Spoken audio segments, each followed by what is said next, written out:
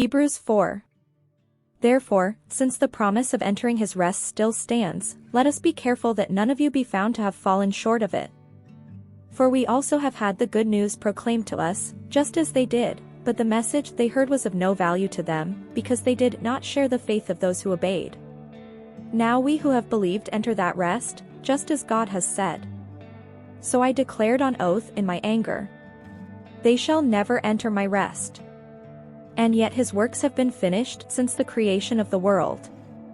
For somewhere he has spoken about the seventh day in these words, on the seventh day God rested from all his works. And again in the passage above he says, they shall never enter my rest. Therefore, since it still remains for some to enter that rest, and since those who formerly had the good news proclaimed to them did not go in because of their disobedience, God again set a certain day, calling it a today. This he did when a long time later he spoke through David, as in the passage already quoted. Today, if you hear his voice, do not harden your hearts. For if Joshua had given them rest, God would not have spoken later about another day. There remains, then, a Sabbath rest for the people of God, for anyone who enters God's rest also rests from their works, just as God did from his.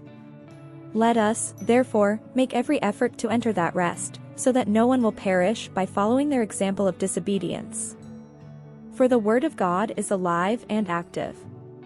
Sharper than any double-edged sword, it penetrates even to dividing soul and spirit, joints and marrow, it judges the thoughts and attitudes of the heart. Nothing in all creation is hidden from God's sight. Everything is uncovered and laid bare before the eyes of him to whom we must give account. Therefore, since we have a great high priest who has ascended into heaven, Jesus the Son of God, let us hold firmly to the faith we profess. For we do not have a high priest who is unable to empathize with our weaknesses, but we have one who has been tempted in every way, just as we are, yet he did not sin. Let us then approach God's throne of grace with confidence, so that we may receive mercy and find grace to help us in our time of need.